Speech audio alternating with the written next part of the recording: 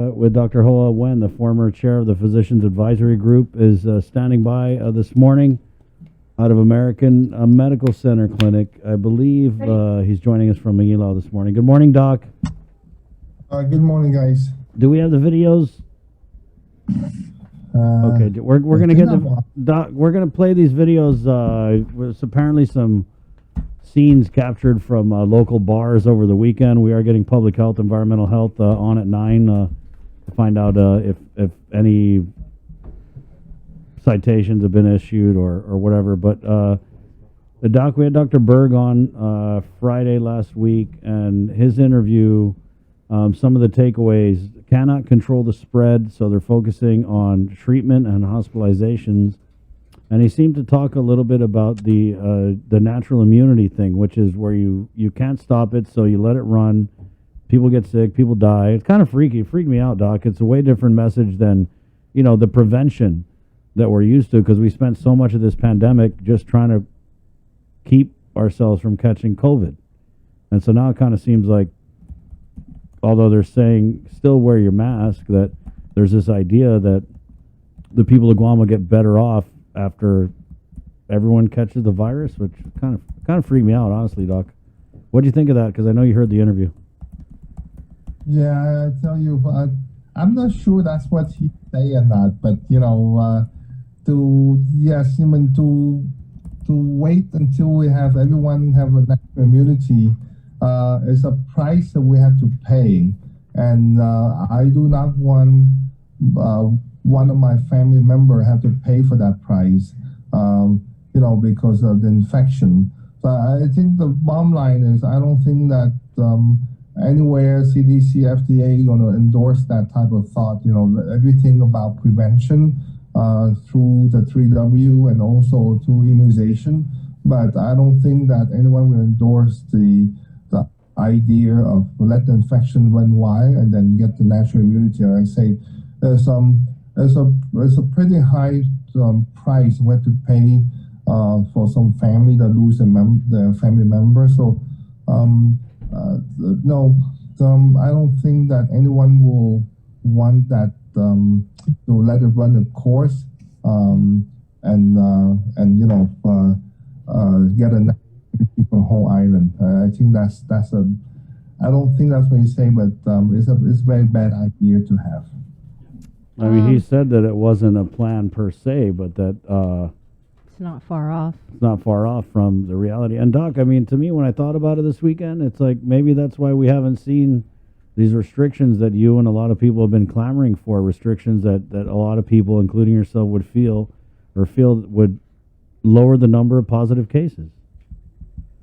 Yes, I think that we have to. I mean, we don't like to put a restriction out there for people. Like I say, it's not across the board for all the business. There's only a certain section of business that become very high risk because of the lack of control or the nature of the business. But I think it's going to be up and down, depend on the case we have. If our positivity rate will be high, then we have to curb it temporarily, and when it's become much better control, then we can reopen. But it's not going to be the last variant, right? Delta will be the variants now, but again, in the next few months, when the Delta will go away, it might be the next variant coming up. So we need to have a good plan together, so that way we can prevent the surge. But again, like I said, it's not restriction across all business, because I tell you, a lot of business have been taking a lot of precaution to control the infection and that for the customer. But again, the high risk business section, they need to be curbed temporarily just to make sure that we control the positivity rate in the community right now. Because I tell you, we're going to go triple digit for a long time, and again, something will break pretty soon. So let me ask you this again. You talk about restrictions. What restrictions should we be putting in place right now? Based on your experience, based on having boots on the ground, based on being the former physician's advisory chair? Yeah, for right now, the only section of business that are very high risk right now is at any type of nightclub or bar scene. Just because I tell you, we're pushing for mask mandate indoor um, and social distance, but in those business, there's no masks in those business, and there's no social distance when we enter those business. So I think for now, because the number is so high and affect the entire whole island because of those the triple digits. I think that for now they just have to curve it down for this point until we get down to the teen or the much lower numbers. Right. So I said to say it, but the nightclub, the bar really need to either put the same restriction as the other business does, like the restaurant that will ask for your vaccination card and social distance. If you cannot do that, then I would put some restriction and make sure that you public health or someone will kind of monitor the nightclub, because I tell you that's where all the positive coming from, and we know that. I mean, we see those number in the past, and even public health admit that it's very hard to do contact tracing on the bar just because no one wanted to volunteer the customer name. Doc, as you're speaking, we actually are rolling some video of some of the bars and the nightclubs that we actually had received. Yeah, and Public Health Director Art St. Augustine said that Public Health was in receipt of both of these videos, and we're getting environmental health on a little bit later on in the show, Doc, to find out what reaction, if any, they had. And then, like I said, we know those, we have those data to support that. So I'm not quite sure why we are so reluctant to put restriction out there, because that is the last of the restriction we asked for in order for us to even come down to the double digit of the teen. Again, and then what we have to do that is where the thing about everyone on the island, right, is affected. The owner business got affected. Our tourists got affected. The children in school got affected, because the people that frequent those nightclubs at nighttime are more likely from 18 to 45, and those the people that have children in school. And if you get an infection, you're going to give to your children. That's where the positivity in the school is all coming from home. So I've just asked again for the parents that if you happen to go there, you got to think about your family back home. And I say again, our children need to go to the school, and they're going to open the school this week or next week, and the only way we can curb this thing is to decrease the positive rate between the 18 and the 40 years old one, right? That's the highest positive rate in the whole island. So we know where it's coming from.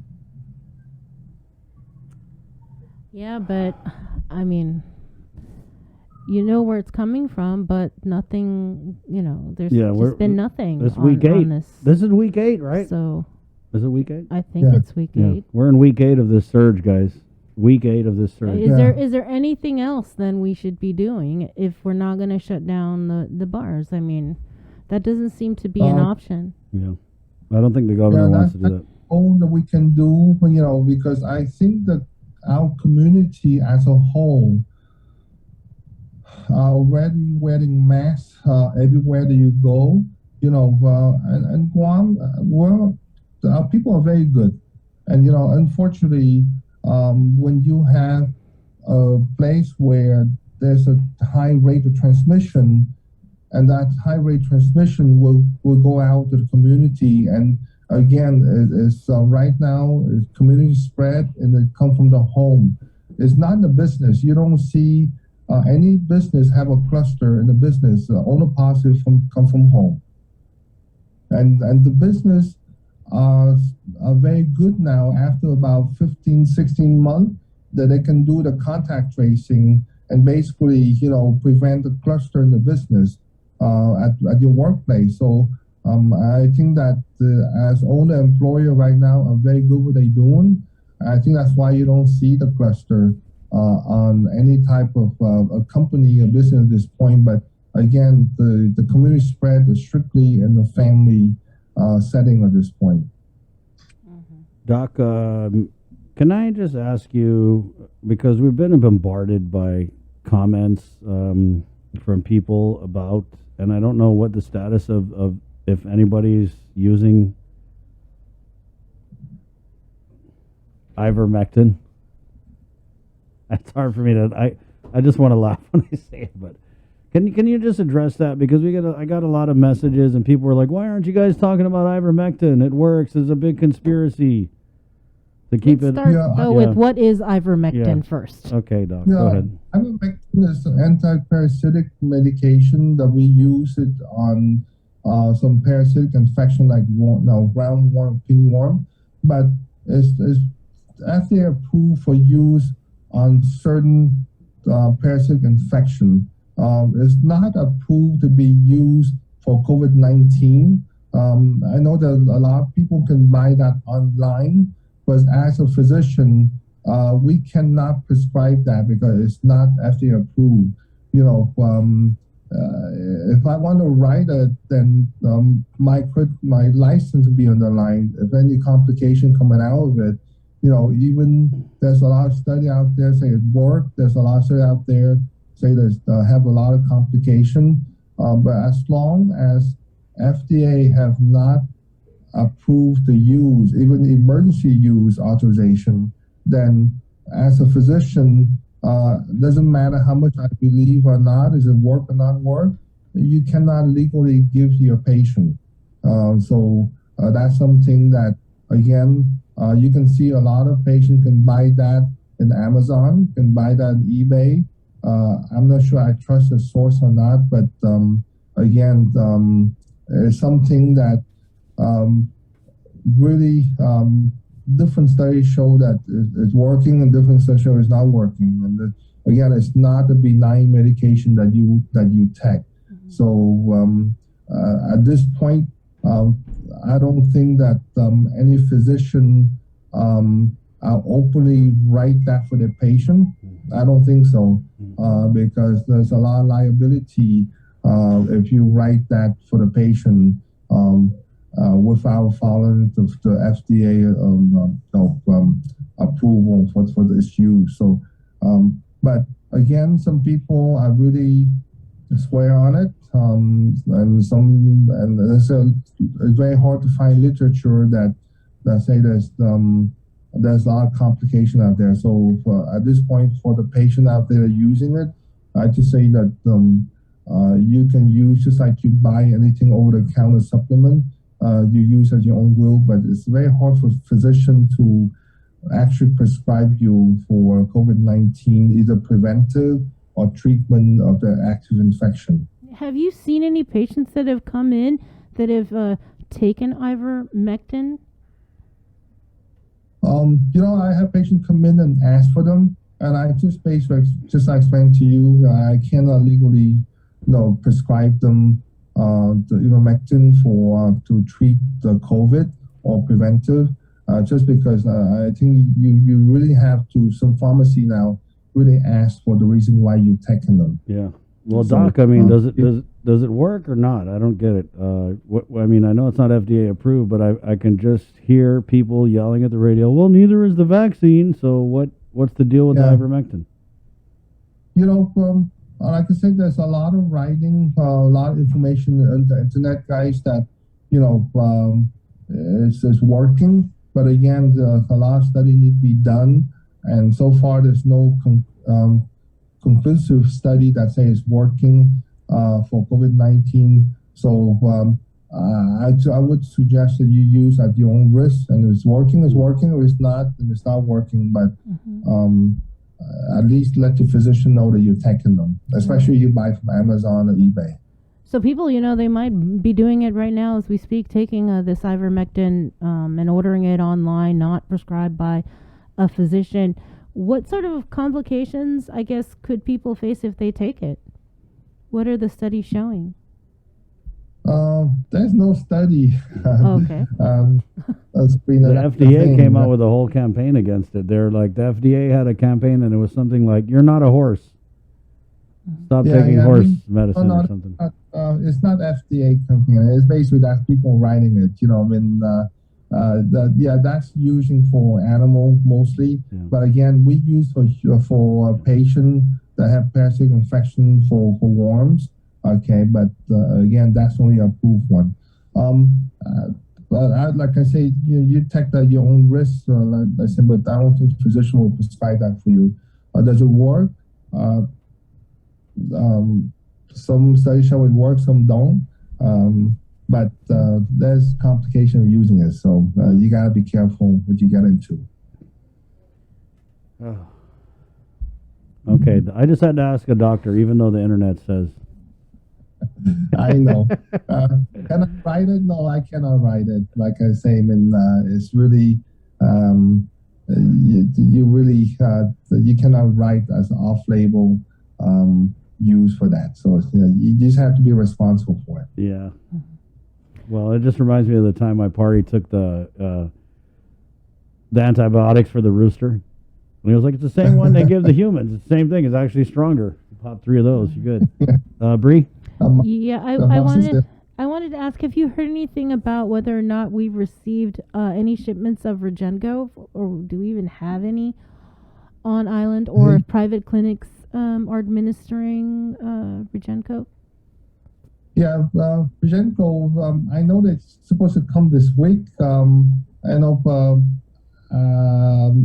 Palau has sent like hundreds of those that they have on the shelf to us, and I know that GMH also ordered them. So hopefully they'll be here soon. Right now, we have a second treatment IV infusion for that. Is the Bemlividad, and there's a combination of the two. It does work just like the monoclonal antibody, but it's not work as well for the Delta. But it does help patient and decrease the hospitalization. So right now they still use the second treatment at this point until the Regenco coming in hopefully this week. I know the FEMA team is here, so they are setting up a site in Manila. But like I said, hopefully it will arrive here this week. Like to say, Palau is sending us 100 of those, so hopefully it will arrive here pretty soon at a short flight, so we can start using it.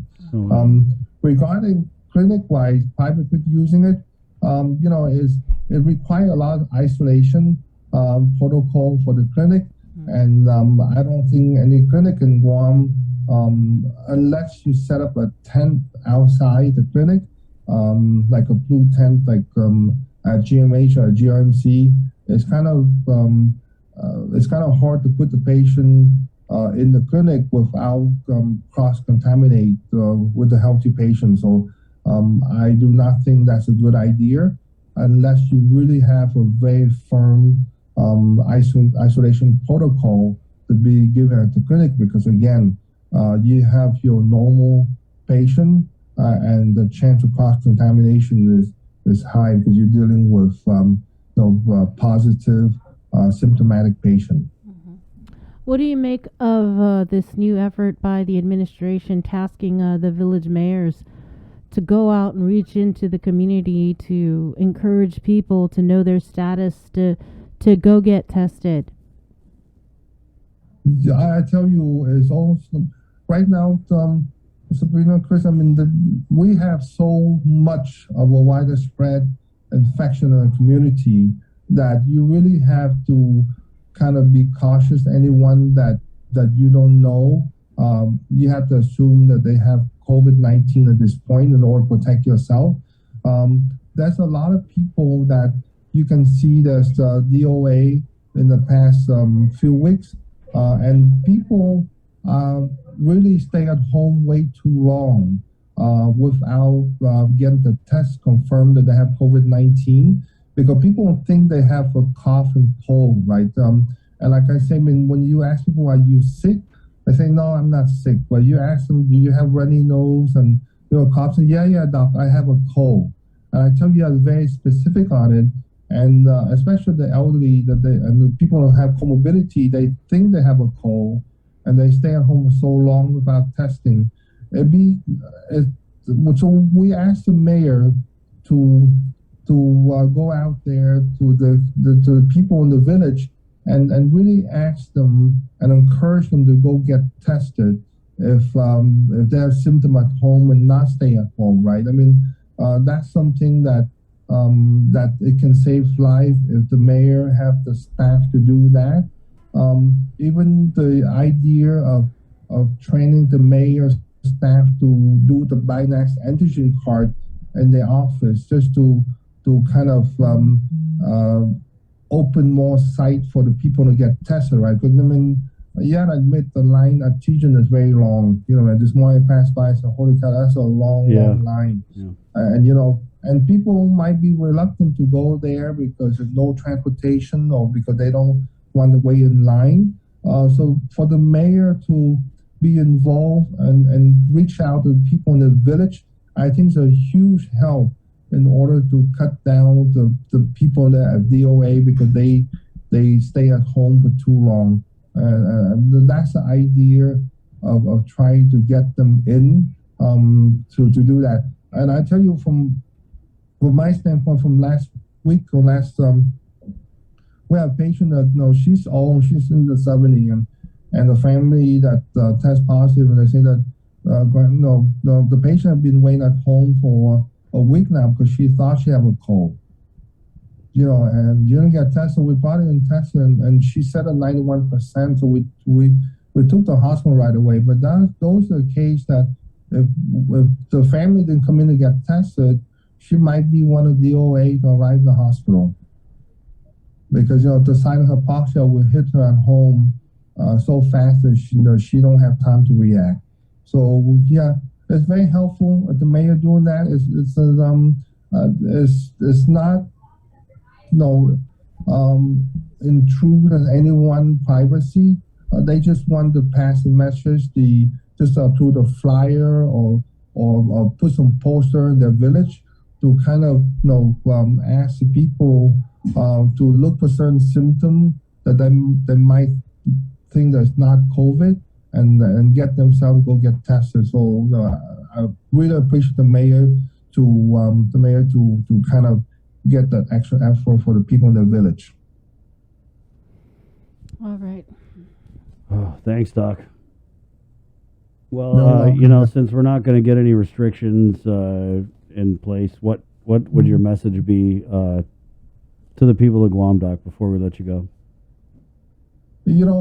Just really, really be safe. And then again, the mask, the social distance, and the hand washing is so important. And if you don't have to go to any gathering, please don't, because you really have to think about your family.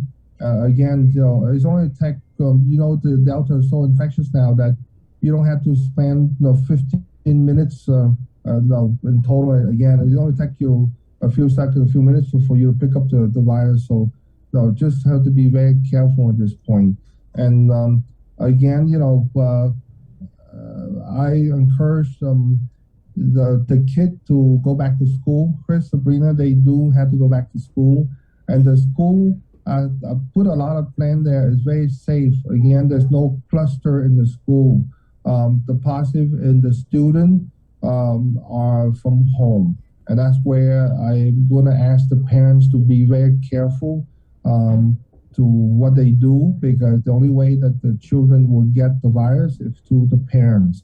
From the last time that they in school, there's a positive in the class, but there's no cluster in the class. All right, Doc, but let me just get in and ask before we let you go. On that note, right, since we've been out of school for a few weeks and we're still seeing the rampant community spread, I mean, it's only reasonable to assume that, and the data shows that we've got kids who are positive. And so when these kids who are positive, some might even be asymptomatic, some might be symptomatic, they might go to school. Are the measures we have in place at the school strong enough to keep COVID positive students from spreading the virus when they're in a school setting? I think the measure, I kind of review some of the the isolation, contact tracing for the positive in the school. This weekend looked like they have pretty solid plan in the school to doing that. The only thing that lacking right now is the testing, and they need a lot of guidelines for the testing for the school, for the student and the unvaccinated staff. I know the EO come out and say that each school going to need to submit the testing plan to public health in order for them to get approved for the certain date. But to me, public health is supposed to come up with a testing plan, a uniform testing plan to give to the school, because they need to go with one plan, and not the school. Each school give a plan. When you have so many schools out there, you have 40 different plans that you're gonna spin your head around and get a headache for that.